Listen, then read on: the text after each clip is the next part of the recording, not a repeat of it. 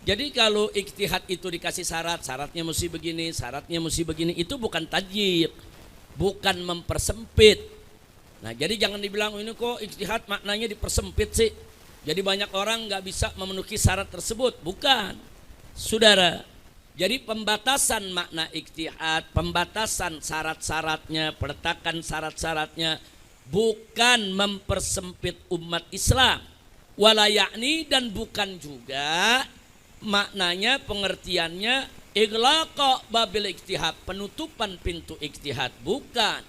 Bal huwa dhabtun liqawaidil ijtihad, bahkan itu merupakan dhabt, saudara, untuk kaidah-kaidah ijtihad. Artinya dhabt itu yang mesti ada batasannya dong. Nggak bisa dong ijtihad itu dilepas begitu aja, mesti ada dhabt, mesti ada pedoman tentang kaidah-kaidah ijtihad. Wa himayatan lahu labudda minha, dan sekaligus untuk menjaga ijtihad itu sendiri, saudara, agar tidak disalahgunakan. Nah, karena kalau ijtihad tidak diberikan batasan, tidak diberikan kaidah, tidak diberikan dawabit, nanti setiap orang bisa mengklaim kalau dirinya berijtihad. Oh, ini ijtihad saya. Oh, ini saya hasil ijtihad. Nah, jadi nggak bisa, supaya orang nggak seenaknya mengklaim semua ngaku-ngaku ijtihad. Maka ulama Ahlus Sunnah meletakkan syaratnya. Syaratnya begini loh. Kalau ada orang mengklaim saya ijtihad, ya kita periksa dulu dia memenuhi syarat ijtihad atau tidak. Kalau dia tidak memenuhi syarat ijtihad, ya nonsen, omong kosong.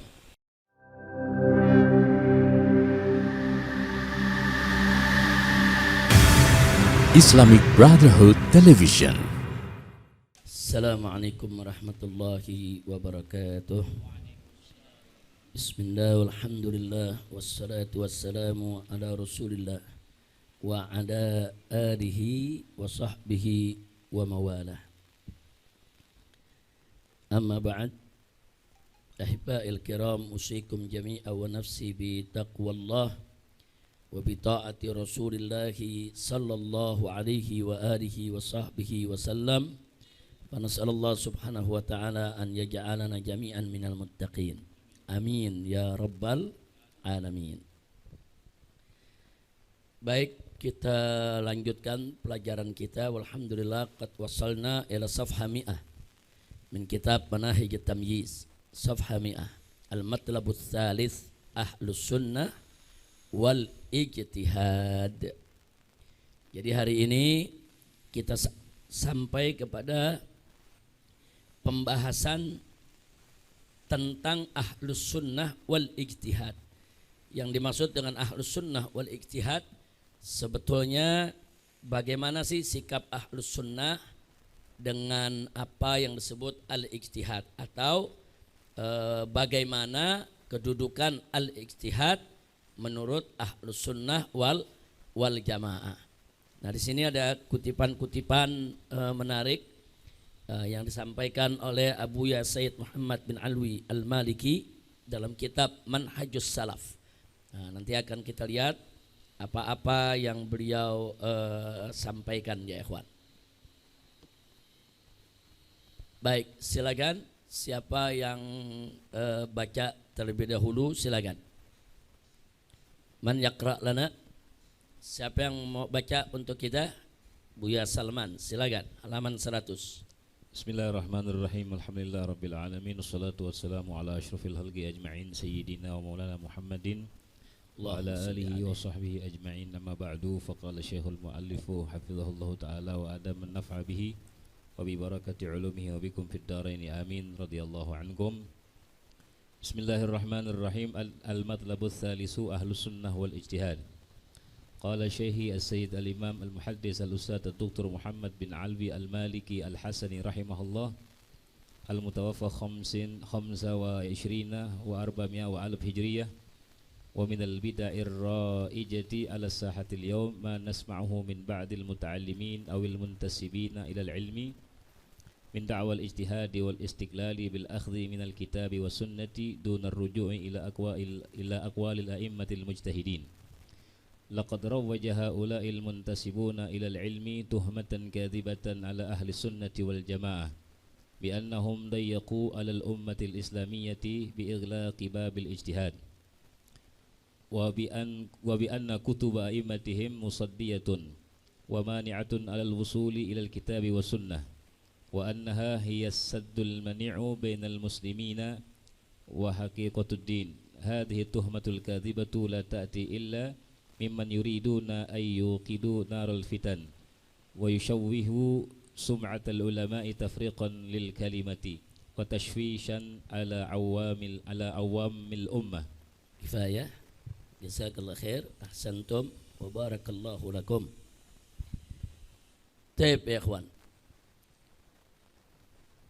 Qala syaikhi, jadi saya di sini menyampaikan bahwa saya punya guru tercinta As-Sayyidul Imam Al-Muhaddithul Ustad Ad-Doktor Muhammad bin Alwi bin Abbas Al-Maliki Al-Hasani rahimahullahu ta'ala rahmatan wasi'ah.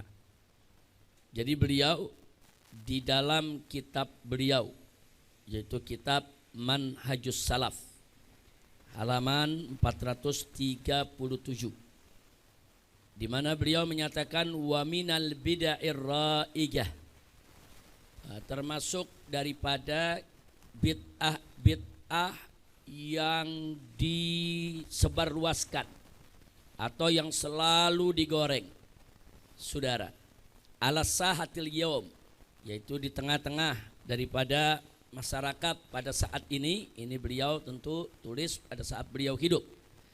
Jadi beliau sampaikan yang perlu kita hati-hati termasuk bid'ah yang merajalela di tengah-tengah masyarakat saat ini, manasma'uhu min ba'dil muta'allimin, yaitu apa yang kami dengar sendiri dari sebagian para penuntut ilmu, awil muntasibin ilal ilm, atau orang yang memang menisbahkan dirinya kepada ilmu pengetahuan, min da'wal ijtihad wal istiqlal, yaitu di mana dari klaim untuk berijtihad dan melepaskan diri, memerdekakan diri bil akhzi minal kitab was sunnah, dengan langsung mengambil hukum dari Alkitab dan as-sunnah. Artinya bebas madhab, tidak usah ikut-ikutan taklid. Jadi istiqlal, merdeka, dia melepaskan diri, memerdekakan diri, saudara. Dunar ruju ila aqwalil aimmatil mujtahidin, tanpa harus saudara merujuk kepada pendapat-pendapat para a'immah yang mujtahidin. Nah, memang saudara klaim semacam ini terjadi di seluruh dunia, termasuk di negeri kita Indonesia. Ada kelompok-kelompok yang mengklaim atau mengajak mempropagandakan masyarakat untuk meninggalkan madhab, jangan bertaklid, bahkan masyarakat didorong untuk berijtihad, saudara. Nah, di sini perlu kita ingatkan, laqad rawwajaha ulaul muntasibun ilal ilm. Dan parahnya yang perlu kita ketahui bahwa mereka-mereka yang mendakwahkan ijtihad tadi, melepaskan diri dari mazhab tadi, saudara, mereka itu qad rawwaja tuhmatan kadzibah. Mereka sudah menggoreng, menyebarluaskan fitnah yang penuh kebohongan ala ahlus sunnati wal jamaah, terhadap ahlus sunnah. Nah, di antara yang mereka sebarluaskan apa? Saudara, bi annahum dayyaqu alal ummatil islamiyah bi ighlaqi babil ijtihad. Mereka memfitnah ahlus sunnah bahwasanya ahlus sunnah itu sudah mempersempit tadi terhadap umat Islam dengan menutup pintu ijtihad. Jadi mereka memfitnah ahlus sunnah wal jamaah itu menutup pintu ijtihad, sehingga umat menjadi sempit.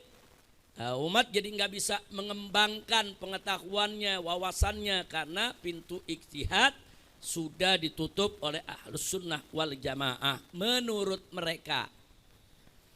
Wa bi anna kutuba a'immatihim, dan mereka juga tuduh bahwa kitab-kitab ulama-ulama ahlus sunnah itu musaddiyatun wa mani'atun anil wusul, bahwa kitab-kitab itu sudah menghadang dan melarang, mencegah umat anil wusul ilal kitabi was sunnah.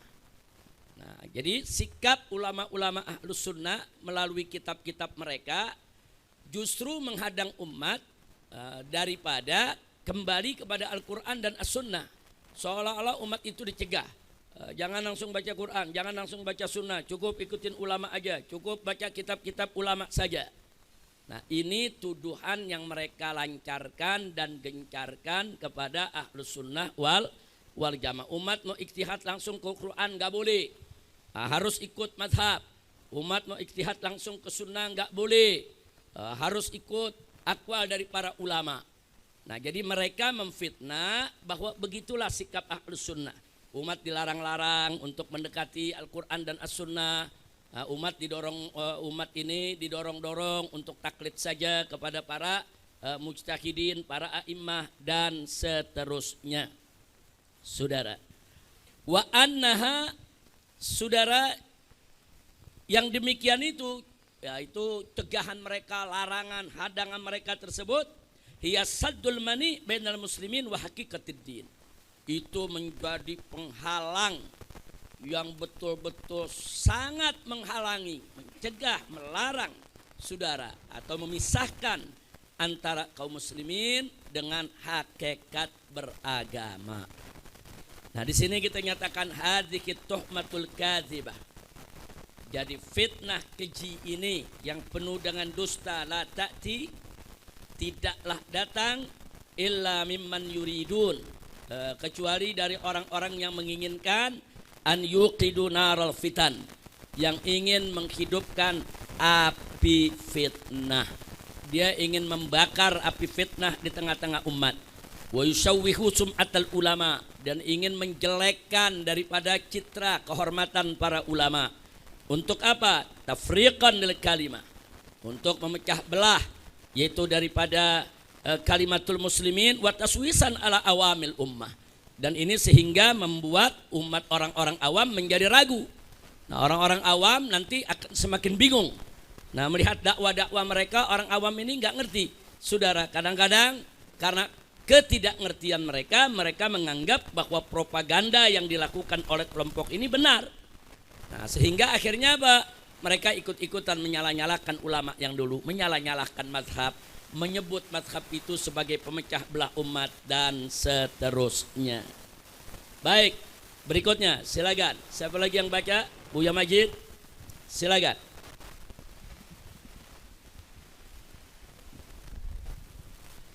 Bismillahirrahmanirrahim. Radhiyallahu ankum. Ilman anna ahlus sunnata wal jama'ata la yaghliqu babul ijtihadi qattu mundu zamanis salafi thumma al khalafi ilal an, bal innal muqarrara inda ahlus sunnata wal jama'ata ahlus sunnati wal jama'ati salafan wa khalafan anna babal ijtihadi maftuhun ila yaumil qiyamati liman kana ahlan lahu. Dzalika liwujudi da'wati sharihati ilal istinbati wal ijtihadi fil Qur'anil Karim. Wa huwa qaulullah ta'ala wa idza ja'ahum amrun minal amni awil khaufi adza'u bihi walau radduhu ila rasuli wa ila ulil amri minhum la'alimahul ladzina yastambitunahu minhum walaula fadlullahi alaikum wa rahmatuh lattaba'tumus syaitana illa qalila. Naam, ahsantum, jazakumullahu khairal jaza. Ilman, kita gunakan masdar di sini untuk amar, artinya i'lam. Ilman artinya i'lam, ketahuilah. Kadang-kadang kita pakai fi'il amar, i'lam, kadang-kadang kita boleh pakai masdar. Nah, jadi sini dikatakan ilman, ketahuilah. Inna ahlas sunnati wal jama'ati, bahwa sesungguhnya ahlus sunnah wal jamaah itu lam yughliqu, mereka tidak pernah menutup babal ijtihadi qat, mereka tidak pernah menutup pintu ijtihad sama sekali. Jadi tidak benar ada tuduhan ahlus sunnah menutup pintu ijtihad. Seolah-olah setelah ada mazhab yang 4 udah kita nggak perlu ijtihad lagi. Tidak betul, saudara. Nah, jadi ini nggak betul. Karena di sini perlu kita ketahui bahwa sejak lama mundu zaman salaf summal khalaf ilal an, baik semenjak zaman salaf maupun zaman khalaf sampai hari ini, Ahlus Sunnah wal Jamaah tidak pernah menutup pintu ijtihad. Jadi kalau ada mengatakan Ahlus Sunnah menutup pintu ijtihad, fitnah, bohong, hoax, dusta dia. Nah, kemudian kita lanjutkan. Bahkan innal muqarrara, yang menjadi ketetapan keputusan di tengah-tengah Ahlus Sunnah, inda Ahlus Sunnati wal Jamaah, baik salafan wa khalafan, baik menurut salaf maupun khalaf, anna babal ijtihadi maftuhun, bahwa pintu ijtihad selalu terbuka ila yaumil qiyamah, sampai hari kiamat. Tapi bagi siapa? Liman kana ahlan lahu, bagi ahlinya, bagi orang yang memenuhi syarat. Jadi yang dilarang berikhtihad oleh ulama Ahlus Sunnah wal Jamaah yang tidak memenuhi syarat. Kalau orang awam dilarang ijtihad, bukan berarti pintu ijtihad ditutup, enggak. Nah, jadi kita jangan salah mengartikan. Saudara, pintu ijtihad terbuka, tapi ada syaratnya. Yang tidak memenuhi syarat enggak boleh masuk ke pintu tadi.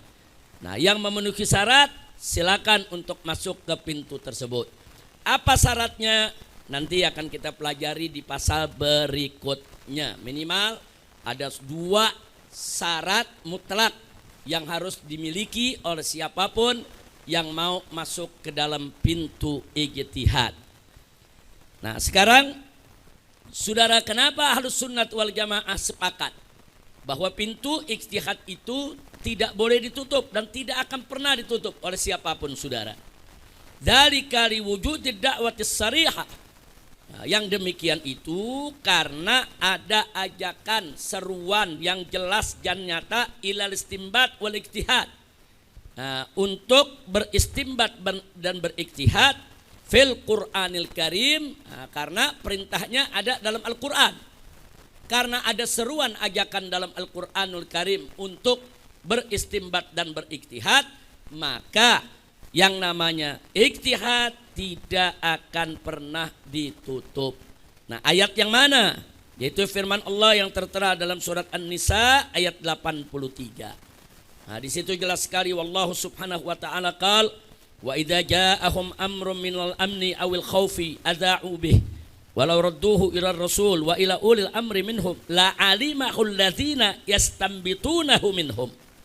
Ini kata-kata alladzina yastambitunahu minhum. Allah sendiri yang menyebutkan bahwa kalau perkara-perkara yang ada di tengah umat ini yang menjadi persoalan mereka dikembalikan kepada Rasul atau dikembalikan kepada ulil amri, niscaya mereka akan tahu siapa di sana orang-orang yang mampu untuk menarik hukum atau menetapkan hukum. Kata-kata yastambitunahu ini lafaz sorry, bahwa di sana ada istimbat.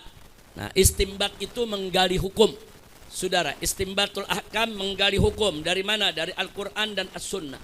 Nah, artinya dengan adanya kata istimbat dalam ayat ini menunjukkan, saudara, dengan sorry, dengan jelas, dengan nyata, bahwa ijtihad akan selalu ada di tengah-tengah umat Nabi Muhammad sallallahu alaihi wasallam. Nah, jadi kalau Allah sudah nyatakan bahwa setiap perkara itu kembalikan kepada Rasul, kembalikan kepada ahlinya ulil amri. Ulil amri itu ulama. Nah, perlu kita ingatkan bahwa kata ulil amri pada tafsir-tafsir klasik itu pada umumnya diartikan ulama, bukan diartikan umaro.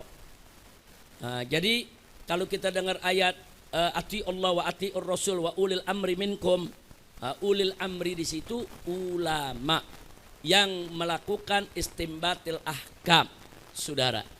Namun, saudara, dengan berjalannya proses, saudara, perkembangan tasri dalam sejarah Islam, di kemudian hari banyak yang maknai ulil amri, ulama dan umaro. Nah, kalau pertanyaannya kenapa dulu banyak yang mengartikan ulil amri itu ulama. Karena dulu pada zaman Nabi alaihi salatu wassalam, begitu juga di zaman khulafa rasyidin, ulama dan umara bukan lembaga terpisah.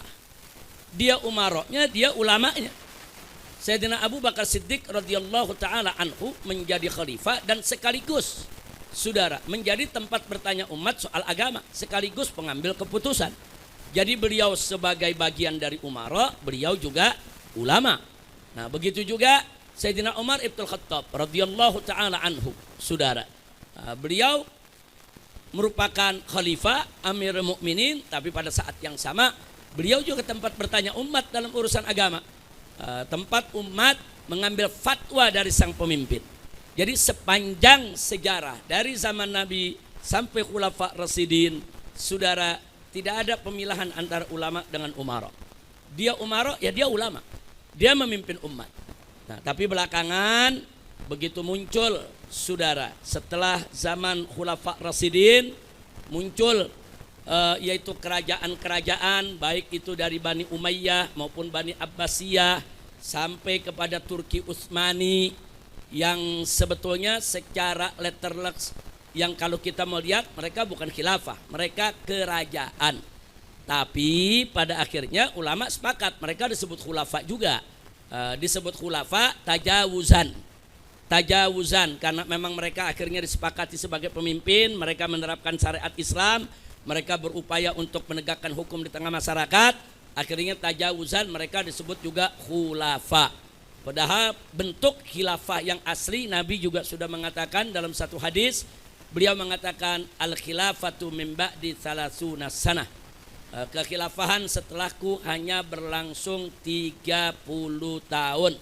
Wa ba'da dzalik, kata Nabi, setelah itu akan datang mulkun adud, yaitu kerajaan yang menggigit. Shadaqan Nabi sallallahu alaihi wasallam. Yang Nabi beritakan persis kejadiannya. Jadi kalau kita mau bicara letterleks sistem khilafah, itu pernah terjadi di zaman sejarah Islam hanya selama 30 tahun setelah wafatnya Nabi alaihi salatu wassalam.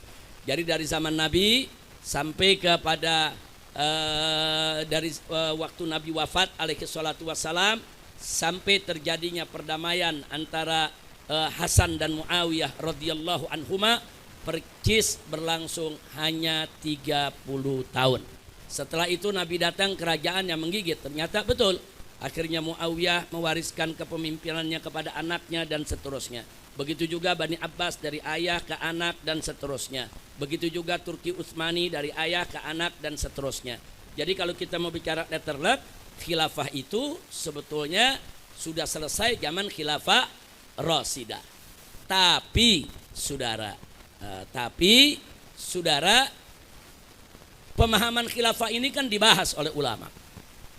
Nah, khilafah ini apa sih maknanya? Apa sih definisinya? Nah, apakah betul khilafah itu bentuknya harus seperti yang khilafah Rasidah? Apa betul kalau kerajaan nggak boleh disebut khilafah dan seterusnya? Itu menjadi perdebatan ulama. Makanya kalau kita lihat karangan ulama-ulama kita dulu yang mereka karam al-ahkamus sultaniyah, mereka nggak bicara tentang ahkamul khilafah, yang mereka sebut al-ahkamus sultaniyah. Memang yang berdiri adalah kesultanan. Namun demikian tajawuzan, hampir semua ulama Ahlus Sunnah wal Jamaah sepakat tajawuzan. Saudara, baik itu Bani Umayyah, Bani Abbas sampai Turki Utsmani, semua mimbabit taglib secara umum disebut khilafah. Nah, kenapa disebut khilafah? Karena di zaman kepemimpinan mereka umat Islam dari belahan dunia memang dipimpin oleh satu pemimpin. Nah, bentuknya memang beda, kerajaan, saudara. Tapi pada prakteknya seluruh belahan dunia Islam tunduk kepada satu pimpinan. Nah, maka itu para ulama menyebut ya sudah ini termasuk khilafah. Nah, maka itu belakangan muncullah ijtihad ulama termasuk di zaman ini, saudara. Apakah boleh khilafah itu berbentuk kerajaan? Apa boleh khilafah itu berbentuk republik? Apa boleh khilafah itu berbentuk negara-negara yang kita kenal di dunia saat ini? Itu menjadi perdebatan politik di antara fuqaha. Saya tidak mau lanjutkan itu. Kita masuk kembali ke apa yang sedang kita bicarakan tadi, ya ikhwan. Jadi di sini kita lihat Ahlus Sunnah wal Jamaah tidak menutup pintu ijtihad, termasuk ijtihad urusan politik yang tadi kita bicarakan. Saudara, urusan khilafah itu urusan fikih. Nah, kalau urusan fikih yang nggak usah kaget. Kalau ada perbedaan pendapat di dalam bentuk khilafah itu sendiri, itu bisa dijadikan bahan diskusi khusus. Bukan saatnya untuk kita bahas sekarang ini. Kita lanjutkan ke persoalan ijtihad. Silakan baca lagi, lanjutkan. Siapa yang baca? Ustaz Haris. Halaman 100. Bismillahirrahmanirrahim. Qala al-muallif radhiyallahu anhu wa anna jami'an isma'u rahimakumullah. Wa tahdidu ma'nal ijtihad wa wada'a syurutihi inda ahli sunnati wal jamaah laisa tudayyiqan tadyiqan alal ummatil islamiyah wala yakni iglaqa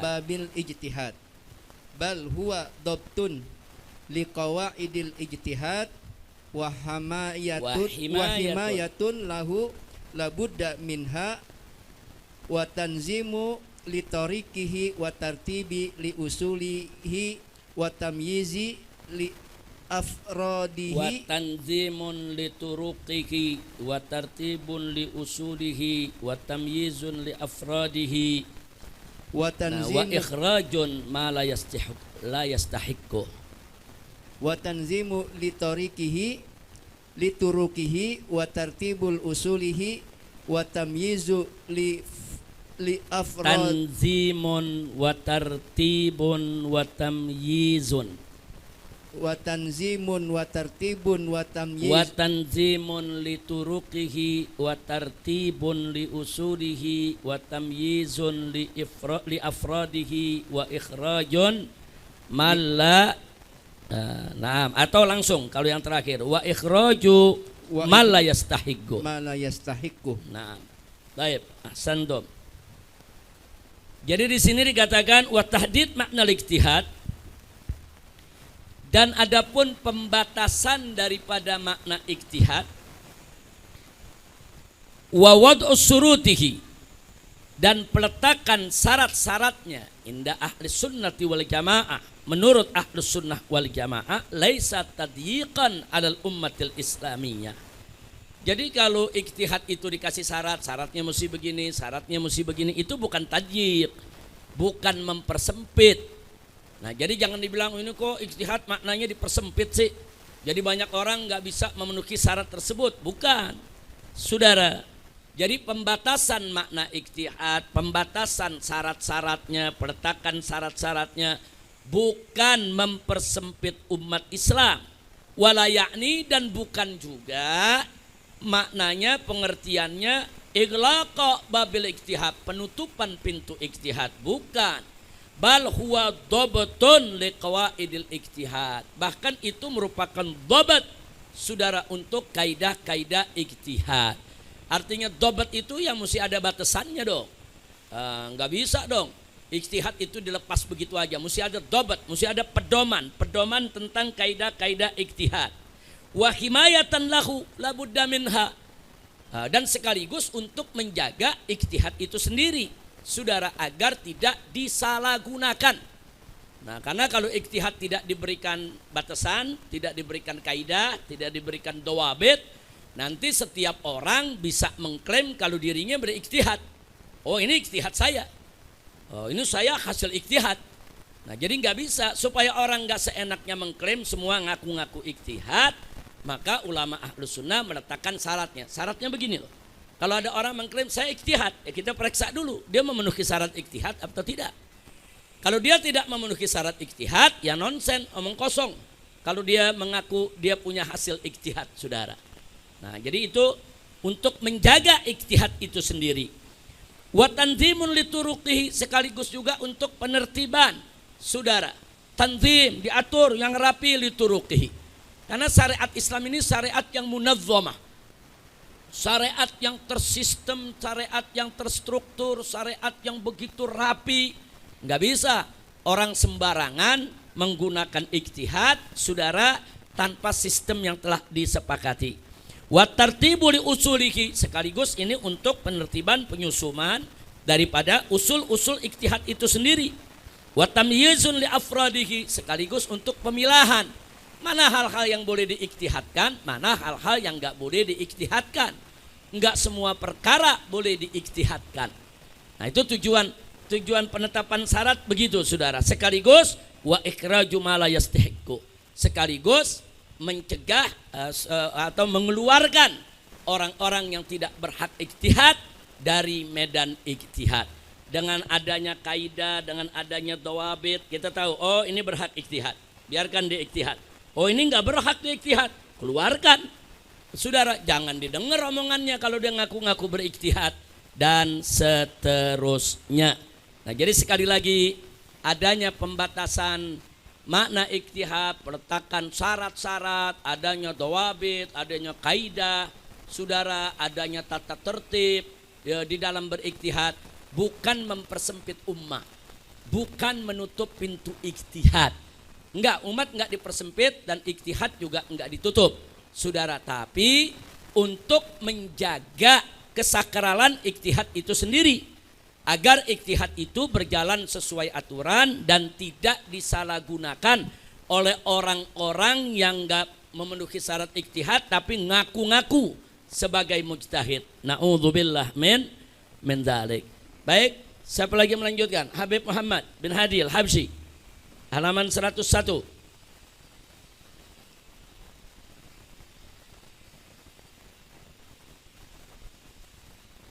Silakan.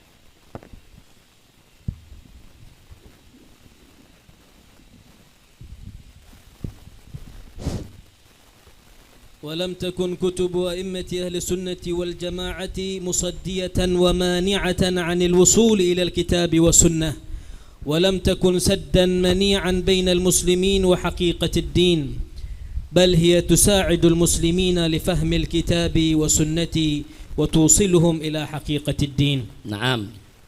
Jazakallah khair. Jadi dengan demikian kesimpulannya walam takun kutubu a'immati ahli sunnati wal jamaah.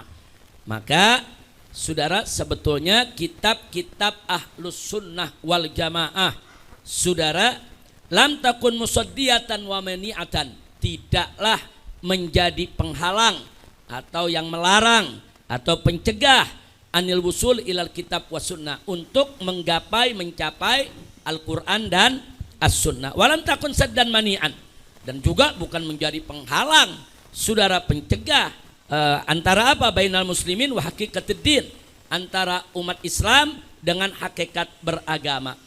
Bahkan hiya tusaidil muslimin, bahkan Saudara, apa-apa yang disebutkan oleh para ulama dalam kitab-kitab mereka tentang ijtihad, tentang syarat-syaratnya, dawabitnya, semua itu tusaidul muslimin, untuk membantu umat Islam lifahmil kitabi was sunnah, untuk memahami Al-Quran dan as-sunnah, sekaligus watusiluhum ila haqiqatid din, sekaligus untuk mengantarkan mereka kepada hakikat agama.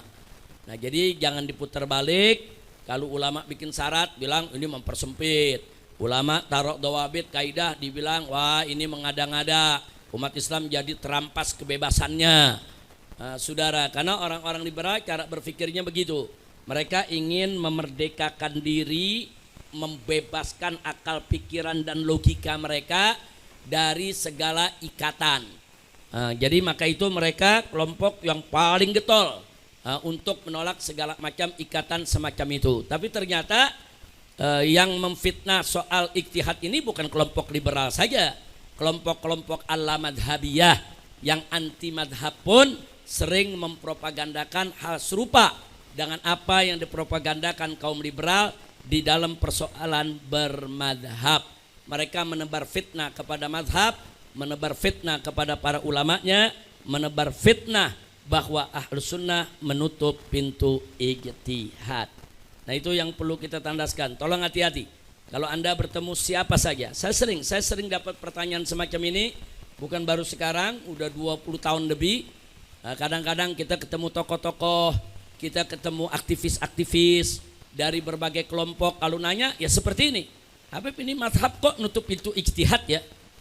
Kok kita nggak boleh berpendapat di luar daripada mazhab yang ada? Itu kan namanya kita dikungkung. Itu kan namanya kita nggak diberikan kebebasan.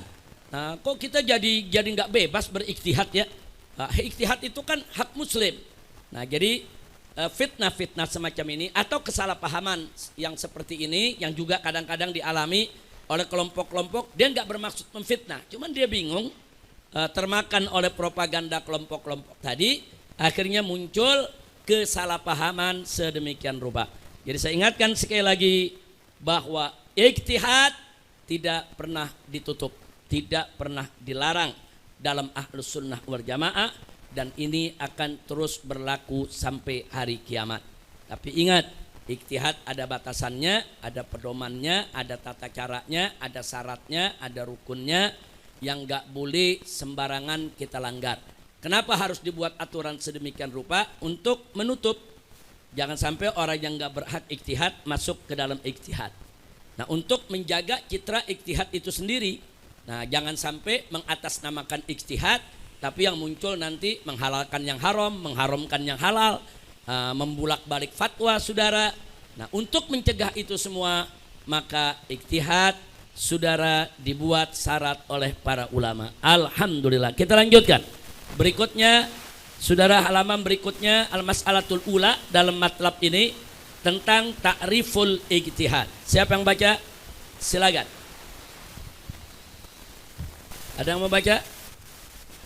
Silakan, Buya Husain. Silakan baca.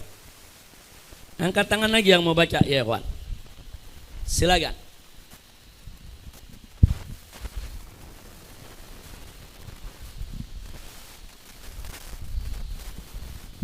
Bismillahirrahmanirrahim.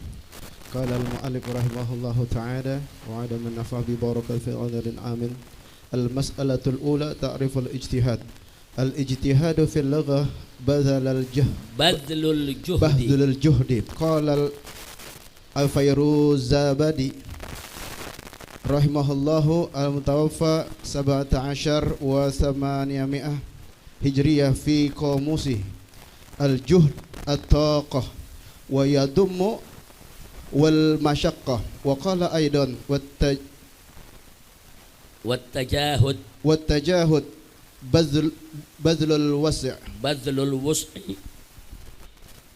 bazlul wus'i kal ijtihad wa qala al-Azhari rahimahullahu ta'ala fi tahdhibihi wajtahadtu ra'yi wa nafsi hatta balagtu. Wa qala al-Imam al-Ghazali rahimahullahu ta'ala fi ta'rif al-ijtihad istilahan bazlul mujtahid wus'ahu atau badalal mujtahidu wus'ahu fi talabil ilmi.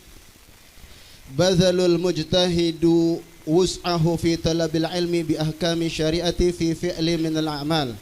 Wa 'arafahu al-Imam As-Subki rahimahullahu bi annahu istifraghul faqih al-wus'a li tahsili zannin bi hukmin. Wa syarahahu al-Imam al-Mahalli rahimahullahu bi qawlihi istifraghul faqih al-wus'i bi anna yabdhala tamamu taqatihi fil nazri fil adillati li tahsili zannin bi hukmin min haitsu innahu faqihun. Kifayah. Jazakallah khair. Isma'u rahimakumullah wa radiyallahu ankum. Al-mas'alatul ula ta'riful ijtihad. Jadi persoalan pertama yang kita bahas dalam matlab ini, yaitu matlab yang ketiga, soal Ahlus Sunnah wal ijtihad. Pertama, ta'riful ijtihad, tentang definisi ijtihad. Al-ijtihadu fil lughah, ijtihad secara etimologi, secara bahasa, artinya badlul juhdi. Ya, badlul juhdi itu mengerahkan segala kemampuan. Nah, jadi mengerahkan segala kemampuan, menggunakan segala kebisaan, badlul juhud. Nah, itu artinya ijtihad secara bahasa.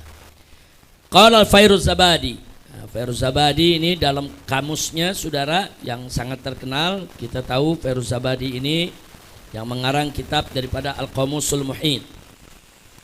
Di sana kita lihat beliau mengartikan atau mengatakan al-juhdu. Nah, al-juhdu itu adalah at-taqah, yaitu taqah, kekuatan, kemampuan, wayadum wal masyaqqah. Nah, jadi adanya kemampuan, kebisaan atau kesulitan yang diatasi itu pengertian daripada al-juhdu. Kemudian waqala aidan, dia juga mengatakan al-juhdu itu saudara wat tajahud. Nah, tajahud saudara artinya badlul wus'i, yaitu mengerahkan segala kemampuan. Nah, jadi tajahud mengerahkan segala kemampuan. Seperti kata apa? Kal ijtihad. Jadi secara bahasa ijtihad itu memang mengerahkan segala kemampuan atau menggunakan potensi yang kita miliki, saudara. Makanya di sini waqala al-Azhari, saudara, al-Azhari mengatakan, yaitu di dalam kitab Mu'jam Tahdzibil Lughah. Nah, beliau mengatakan kalau bicara tentang al-ijtihad, wajtahattu ra'yi wa nafsi hatta balagtu. Yaitu aku perjuangkan, aku punya pendapat dan diriku hatta balagtu, sampai aku berhasil mencapainya. Nah, ini pengertian secara etimologi, secara bahasa, secara lughatan. Lalu bagaimana secara terminologi, secara istilah? Wa qala al-Imam al-Ghazali radhiyallahu taala anhu, Imam Ghazali sahibul Ihya mengatakan fi ta'rifil ijtihad, tentang definisi ijtihad istilahan secara terminologi. Ini ada dalam kitab Al-Mustasfa yang berkaitan dengan usul fikih karangan Imam Ghazali. Beliau mengatakan, saudara, badlul mujtahidi wus'ahu fi talabil ilm, yaitu seorang mujtahid mengerahkan segala kesanggupannya fi talabil ilm, dalam menuntut ilmu, bi ahkamis syariah, yang berkaitan dengan hukum-hukum syariat, fi fi'lin minal a'mal, di dalam, yaitu daripada salah satu perbuatan daripada sekian banyak amal perbuatan. Wa arrafahul Imam Subki, sedang Imam Subki radhiyallahu taala anhu mendefinisikannya, ijtihad itu adalah istifragul faqih al-wus'a. Jadi istifrag, yastafrig, dia memanfaatkan, menggunakan segala kemampuannya litahsili dhannin bihukmin, untuk mendapatkan dugaan kuat di dalam menetapkan hukum. Nah, jadi mengeluarkan segala kesanggupan untuk bagaimana bisa menetapkan suatu hukum dengan aturan-aturan yang ada, itu yang disebut ijtihad. Wasarahul Imamul Mahalli bigauli. Nah, kalimat yang disampaikan Imam Subki tadi disarahkan oleh Imam Mahalli, saudara. Beliau mengatakan istifragul faqihil wus'a, yang dimaksud dengan istifragul faqihil wus'a yaitu bi an yabdula tamama taqati fin nazar. Nah, dia menggunakan kesempurnaan kemampuannya di dalam menganalisa, fin nazar, di dalam menganalisa, fil adillah, di dalam menganalisa dalil-dalil. Untuk apa? Litahsili dhannin, untuk mendapatkan dugaan kuat bihukmin, untuk menetapkan suatu hukum, min haitsu innahu faqih, dari segi bahwa yang bersangkutan adalah seorang faqih. Nah, ini menarik. Di sini selalu disebut tahsil dzan. Kenapa enggak disebut tahsilul yakin? Kenapa disebut tahsilu dzan? Karena masalah ijtihadiyah adalah masalah dzanniyah, bukan masalah qat'iyah. Nah, makanya di situ disebut tahsil dzan, dugaan kuat. Jadi jangan diartikan don di sini prasangka, bukan. Dugaan kuat untuk menetapkan suatu hukum, saudara. Kalau pertanyaan kenapa enggak disebut tahsilul yakin, menghasilkan keyakinan? Karena yang namanya ijtihad itu hanya mencapai zon, saudara, bukan mencapai hal yang qat'i. Maka itu hal yang qat'i enggak butuh ijtihad. Tidak perlu ijtihad dalam hal yang qat'iyat. Jadi kalau Allah dan Rasulnya sudah menetapkan masalah-masalah yang qat'iyat, saudara, itu pasti benar, mustahil salah. Nah, sementara kalau hasil ijtihad bisa benar, bisa salah. Nah, makanya disebut dzon. Tapi dzon di sini tentunya yang diharapkan dzonnur rajih, bukan dzonnul marju. Baik, kita lanjutkan. Kita masih melanjutkan soal barusan. Silakan dilanjutkan. Ada siapa nih di belakang? Ada Muhammad. Fadal. Iqra. Ya.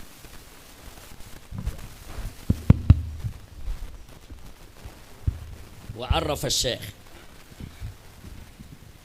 radhiyallahu ankum. وعرف الشيخ عبد الوهاب خلاف رحمه الله الاجتهاد بأنه بذل المجتهد جهده للوصول إلى الحكم الشرعي من دليل تفصيلي من الأدلة الشرعية، وهذا تعريف جامع مانع وفيه قيود تحدد معنى الاجتهاد وتخرج جميع العناصر الخارج من معنى الاجتهاد. تحدد معنى الاجتهاد وتخرج جميع العناصر الخارج من معنى الاجتهاد، وهي أولا بذل Sebentar, sampai di situ dulu. Habis ini lanjutkan. Wa arafa Syekh Abdul Wahab Khallaf. Jadi Syekh Abdul Wahab Khallaf ini sangat terkenal sekali. Buku karangan yang berjudul Usul Fiqih di berbagai perguruan tinggi di Timur Tengah, bukan hanya di Mesir saja. Banyak digunakan sebagai kitab muqarrar. Banyak digunakan sebagai kitab muqarrar.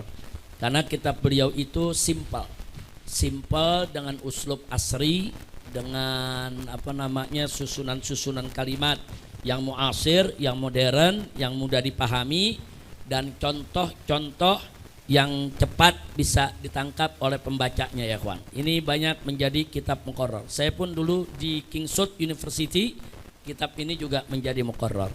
Nah, kita lihat bagaimana beliau mendefinisikan daripada al-ijtihad. Beliau katakan badlul mujtahid, yaitu seorang mujtahid mengerahkan, menggunakan juhdah, segala tenaga, daya, upayanya, kemampuannya lil wusul ilal hukm syar'i, agar dia bisa mencapai kepada penetapan hukum syar'i. Dari mana hukum syar'i itu diambil? Min dalilin tafsiliyin. Dia ambil dari dalil-dalil yang rinci. Jadi bagaimana seorang mujtahid dia berikhtihad dari sumber-sumber hukum yang ada, baik dari Al-Quran, As-Sunnah maupun lainnya. Dia mengerahkan segala kemampuannya, ilmunya, pikirannya untuk bisa menetapkan suatu hukum, saudara. Nah, minal adillati syar'iyyah. Jadi dia ambil dalil-dalil dari dalil-dalil syariat untuk menetapkan suatu hukum syar'i. Itulah yang disebut ijtihad. Nah, wa hadza ta'rif, definisi ini diakui oleh para ulama jami' mane'. Nah, memang suatu definisi itu seharusnya jami' mane', saudara. Apa sih maksudnya jami' mane'? Jami' itu lengkap, komprehensif. Mane' itu, saudara, dia punya tingkat proteksi yang tinggi. Dia mencegah yang bukan unsur ijtihad masuk di dalamnya. Jadi kalau kita mau bikin satu definisi, bagaimana definisi itu jami'? Artinya segala sesuatu yang masuk dalam makna kata yang kita definisikan betul-betul bisa dipertanggungjawabkan masuk. Jangan sampai lolos nggak masuk.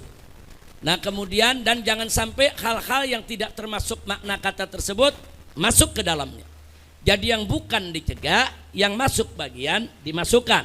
Itu yang namanya pengertian jami' mane'. Nanti kita akan lebih lihat lagi jami' mane'-nya, saudara. Wa fihi quyudun, dan di dalam definisi ini ada quyud, ada batasan-batasan, ada ikatan-ikatan tuhaddid yang membatasi makna ijtihad, yang membatasi makna daripada ijtihad. Wa tuharriju, dan dia mengeluarkan jami' al-anasir, segala unsur, saudara, al-kharij, yang keluar min makna ijtihad, dari makna ijtihad.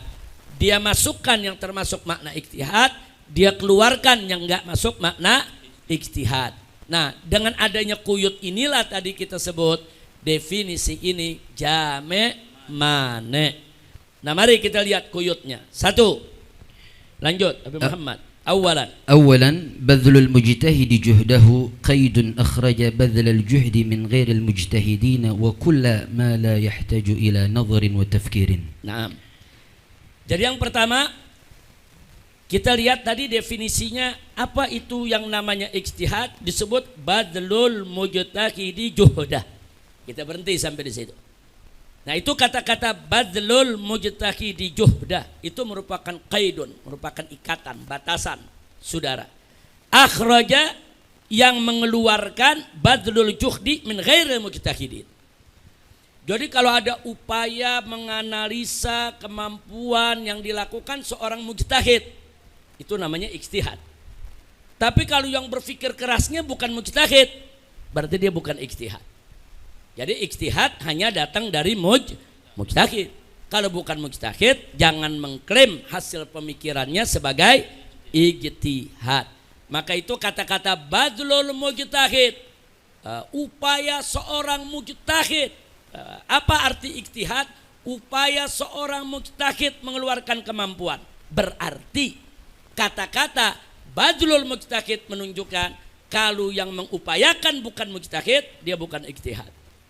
Kira-kira jelas tidak? Nah itu pengertian dia mencakup semua mujtahid masuk dalam definisi ini. Tapi yang bukan mujtahid dicegah, nggak boleh masuk dalam definisi ini, saudara. Baik, kita lanjutkan. Dan dia juga mengeluarkan akhraja badlal juhdi min ghairi mujtahidin. Segala upaya, saudara, yang dilakukan oleh yang bukan mujtahid keluar, nggak masuk arti ijtihad. Begitu juga wa kullama la yahtaju ila nadharin wa tafkirin. Begitu juga segala perkara yang tidak membutuhkan pemikiran dan analisa. Jadi perkara-perkara yang enggak membutuhkan pemikiran yang mendalam, saudara, enggak perlu ijtihad, saudara, maka itu tidak termasuk dari makna ijtihad. Makna ijtihad, saudara, bahwa persoalannya harus betul-betul sesuatu yang diijtihadkan. Nah, kalau yang enggak perlu diijtihadkan, enggak perlu ya ikhwan. Enggak ada ijtihad di sana. Makanya tadi saya katakan, masalah-masalah qawati'ul Islam, masalah-masalah maktu'at, masalah-masalah qat'iyat, la yahtaj ila nadharin, la yahtaj ila tafkirin, wa la yahtaj ila ijtihadin. Nah, sesuatu yang sudah qat'i tidak perlu diijtihadkan, saudara, enggak perlu kita ijtihad. Contoh, Allah sudah mengatakan bahwa Nabi Muhammad adalah penutup para nabi. Selesai. Enggak perlu kita ijtihadkan lagi.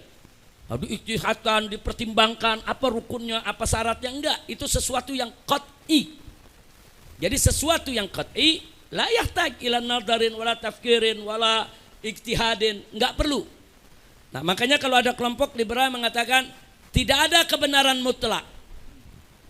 Itu menurut liberal karena mereka menggunakan teori relativisme. Jadi mereka bilang segala sesuatu itu sifatnya relatif, bisa benar, bisa salah.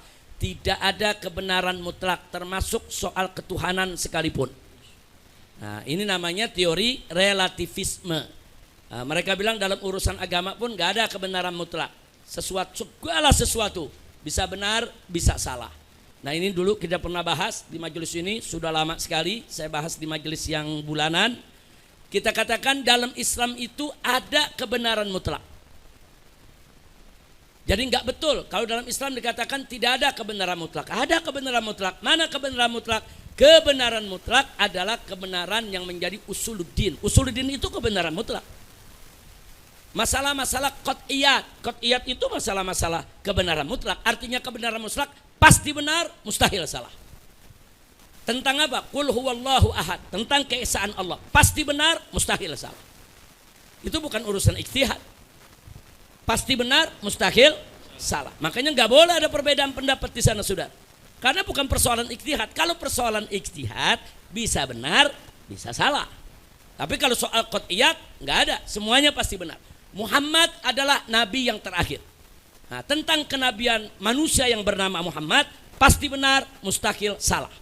Nah, itu namanya qawati'ul Islam atau qat'iyatuddin, atau kita sebut lagi daruriyatuddin. hal-hal yang doruri kita mesti terima, akui dengan iman, dan dia enggak membutuhkan nadharin wa tafkirin wa ijtihadin, dan dia tidak menerima perbedaan pendapat. Jadi dalam Islam ada kebenaran mutlak. Nah, kalau pertanyaannya, adakah dalam Islam ini kebenaran yang tidak mutlak? Ya banyak. Masalah ijtihad kebenaran yang tidak mutlak. Makanya di sini perhatikan, kalau dalam masalah usuluddin, ulama banyak menggunakan istilah hadza hak, hadza batil. Tapi kalau dalam fikih, ulama banyak menggunakan hadza shawab, hadza khata. Beda antara hak dengan shawab ya ikhwan. Kalau hak pasti benar, mustahil salah. Tapi kalau shawab, kemungkinan besar dia benar. Tapi ada sedikit kemungkinan bisa jadi dia salah. Nah, jadi ada shawab, ada khata. Biasanya kalau dalam fikih itu ulama-ulama nyebut hadza khata, hadza shawab. Tapi kalau dalam urusan-urusan yang qat'iyat, mereka langsung mengatakan hadza hak. Jadi penggunaan kata hak digunakan oleh ulama untuk sesuatu yang pasti benar, mustahil salah. Al-Quran adalah kitab suci, hak. Sorga itu ada, hak. Neraka itu ada, hak. Nah, makanya kalau kita baca akidah Al-Imam Syekh Ali bin Abu Bakar Sakran, di sana kita berikrar tuh bahwa al-jannatu hak, benaru hak, semua dinyatakan hak. Kenapa? Karena memang pasti benar. Keberadaan neraka pasti benar, keberadaan sorga pasti benar, saudara. Nah, apa-apa yang sudah pasti benar kita katakan hak. Nah, tapi kalau soal fikih, kunut dalam sholat subuh, biasanya ulama nggak bilang hak. Ulama mengatakan as-shawab indana, yang benar menurut kami kunut itu ada. Ulama yang lain mengatakan lah as-shawab indana, nggak ada itu kunut subuh. Nah, mereka tuh biasanya memakai istilah as-shawab, bukan menggunakan istilah al-haq. Penggunaan istilah begini juga penting ya ikhwan. Ini termasuk etika. Karena kalau dalam urusan kunut kita menggunakan kata hak, seolah-olah pendapat lain udah salah semua. Kita doang yang benar sendiri ya ikhwan. Enggak begitu. Kalau dalam qat'iyat gunakan kata hak.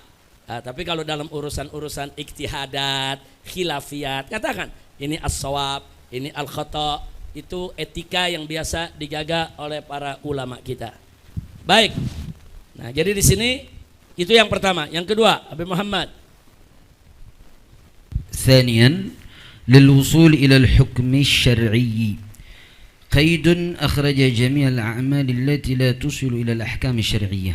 Nah, jadi yang kedua di sini tadi kita lihat definisinya, badlul mujtahidi juhda. Itu potongan pertama. Potongan kedua, lil wusuli ilal hukmi syar'i.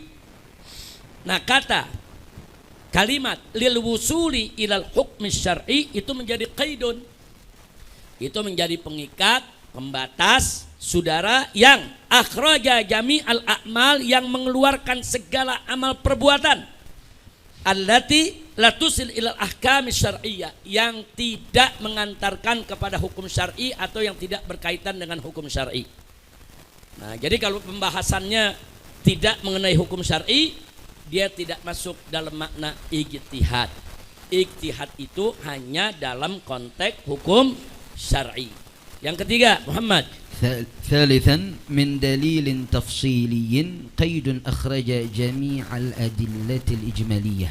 Nah, jadi yang ketiga ada potongan min dalilin tafsiliyin, dari dalil yang rinci. Ini juga merupakan batasan mengeluarkan jami'al adillatil ijmaliyah. Jadi kalau dalam konteks ijtihad bukan dalil ijmaliyah aja yang dipakai, dalilnya harus tafsili. Setiap masalah harus ada dalilnya. Setiap masalah harus ada dalilnya ya ikhwan. Berikutnya. رابعا من الأدلة الشرعية قيد أخرج جميع الأدلة غير الشرعية. Nah, sementara penggalan terakhir minal adillati syar'iyyah. Saudara, dalil tafsili tadi, dalil tafsili bagian yang mana? Di sini disebutkan minal adillati syar'iyyah. Ini juga merupakan pembatas, saudara, mengeluarkan jami al adillah ghair syar'iyyah. Segala bentuk dalil yang tidak syar'i, saudara, kalau ada orang berpikir, menganalisa dengan aneka dalil yang bukan dalil syar'i, itu bukan bagian daripada ijtihad. Ijtihad secara syariat adalah berkaitan dengan persoalan-persoalan dalil-dalil syariat. Nah, ini definisi yang perlu kita ketahui tentang ijtihad. Baiklah. Berikutnya lanjutkan dulu Muhammad sampai titik.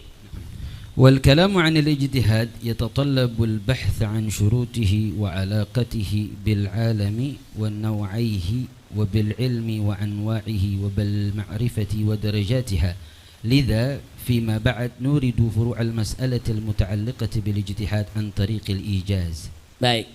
Jadi wal kalam an ijtihad, jadi pembicaraan tentang ijtihad ya tatallabul bahats, tentu menuntut kita untuk melakukan pembahasan an syuruti yang berkaitan dengan syarat-syaratnya, wa alaqati dan berkaitan dengan hubungannya bil alam wa nawaihi, dengan alam dan kedua macamnya. Nanti kita akan berkenalan. Alam itu ada dua, ada alamul ghaib, ada alamul syahadah.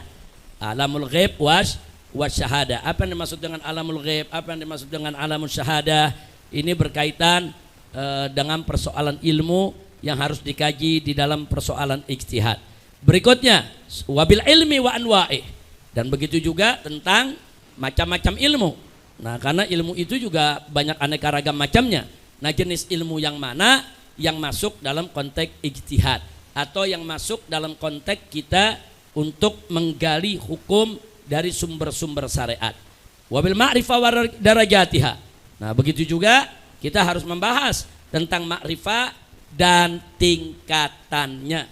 Itu nanti akan dibahas di beberapa fakrah berikutnya. Liza, karenanya fima ba'da, berikut ini setelah apa yang sudah kita paparkan tadi, nuridu, kita akan paparkan berikut ini furu al-mas'alah, beberapa cabang-cabang persoalan al-muta'alliqah yang berkaitan bil ijtihad, dengan ijtihad antorikil ijaz, ya secara global, secara tidak secara rinci, bil ijaz, secara singkat saja saudara, karena pada nantinya manahijut tamyiz tidak membahas persoalan ijtihad secara detail semacam ini, tapi setidak-tidaknya kita harus tahu dulu hakikat ijtihad tersebut, karena nanti pada saat kita masuk ke lubur risalah soal manahijut tamyiz, kita tidak bisa melepaskan diri dari beberapa konteks ijtihad. Maka itu nanti kita akan berkenalan. Kita lihat berikutnya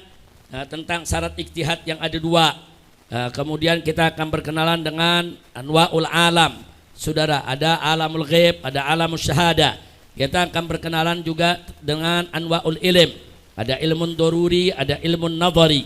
Nah, kemudian ada darajatul ma'arif, ada al-ilmu, ada adh-dhann, ada asyak, ada al-waham, ada al-jahal. Ini nanti semua akan kita pelajari dan akan kita lihat apa beda masing-masing. Nah, dari derajat-derajat pengetahuan ini, mana yang menjadi sumber syariat dan mana yang cukup kita abaikan, jangan dijadikan sebagai sumber syariat. Cukup sampai di situ dulu. Kita punya pelajaran, saudara. Nanti kita akan lanjutkan soal ijtihad ini. Juga nanti kita akan berkenalan dengan hadis ijtihad. Tapi nanti jangan kaget. Ijtihad ini saudara, nanti kita akan bahas hadisnya. Hadis soal ijtihad adalah hadis dhaif. Sepakat semua ulama hadis bahwa hadis yang Mu'az bin Jabal dikirim ke Yaman, kemudian ditanya oleh Nabi, kalau kau menghadapi masalah, bagaimana yang kau lakukan? Beliau katakan, aku ambil keputusan sesuai dengan Al-Quran. Kalau enggak ada di Al-Quran, aku ambil dari hadis. Kalau enggak ada di hadis, dan seterusnya. Kemudian beliau katakan, aku akan berijtihad. Sepakat semua ulama ahli hadis maupun ahli fikih, hadis itu dhaif secara sanad, saudara. Tapi inilah salah satu hadis dhaif yang disepakati oleh semua ulama jadi dalil. Nah, padahal kan ada yang teriak-teriak, hadis dhaif nggak boleh jadi dalil, hadis dhaif mesti dibuang, hadis dhaif nggak punya kekuatan. Nah, ini hadis tentang ijtihad, hadis dhaif ya ikhwan. Tapi justru semua ulama dari semua madhab menjadikan hadis itu sebagai dalil disyariatkannya ijtihad. Nah, karena nggak ada hadis-hadis yang lain yang seperti itu, nggak ada ya ikhwan. Nah, jadi makanya beberapa waktu yang lalu dari sebelum Ramadan kemarin kita sudah bahas di sini Jangan menyamakan hadis dhaif dengan hadis maudhu. Jangan hadis dhaif dipandang jijik, najis, dibuang ke sampah. Tunggu dulu. Nah, ini untuk yang ini nanti insya Allah pertemuan yang akan datang kita akan bahas juga beberapa hadis, saudara. Tidak semua. Yang ulama sepakat hadis dhaif, tapi semua sepakat harus dipakai. Bahkan ada yang sepakat harus jadi kaidah. Contohnya la darar wala dirar, hadis dhaif. Atau dalam ilmu waris kita sering baca la wasiyata li waris, hadis dhaif. Udah hadis dhaif, saudara menasakh lagi ayat wasiat. Nah, kok bisa ya hadis dhaif menasakh ayat wasiat, ayat Quran dinasahkan?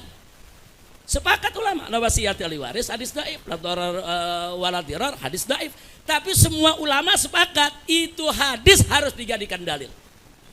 Nah, jadi siapa bilang kadang-kadang enggak hadis dhaif nih enggak boleh dipakai, atau ada yang membatasi diri hadis dhaif hanya dalam urusan fadhailul a'mal saja. Ya, secara umum hadis dhaif itu dipakai hanya dalam fadhailul a'mal, dalam targhib wa tarhib, dalam wa'az, dalam mau'izah, saudara. Tapi fakta di lapangan banyak hadis dhaif dijadikan dalil dalam hukum, dijadikan dalil dalam perkara-perkara yang ihtiyatat banyak. Nanti akan kita buktikan. Nanti kita akan tayangkan di sini beberapa hadis, saudara, yang disepakati oleh ulama dhaif, tapi rame-rame oleh ulama dijadiin dalil, rame-rame dijadiin hujjah. Termasuk saudara tentang ma'ul bahar, saudara, tentang al-bahar tahurun ma'uhu, saudara, wahilun maitatu, hadis dhaif, saudara. Hadis dhaif, tapi ini saudara dipakai oleh hampir semua mazhab. Nah, jadi hati-hati, jangan terpengaruh dengan mengatakan ini hadis dhaif, buang aja, tunggu dulu. Di sana ada al-ahaditsud dhaifa al-ma'mul biha. Jadi banyak hadis-hadis yang dhaif tapi justru diamalkan oleh para ulama. Bukan satu dua ulama yang mengamalkan. Bahkan ada hadis dhaif yang dijadikan kaidah, kayak la darar wala dirar dijadikan kaidah. Ada hadis dhaif yang dijadikan sebagai dalil menasakh ayat Al-Qur'an, la wasiyata li waris. Saudara, ada hadis dhaif yang disepakati oleh ulama dijadikan sebagai dalil disyariatkannya ijtihad. Itu yang sedang kita bicarakan. Insyaallah itu pertemuan akan datang kita bahas, jangan ditanyakan sekarang.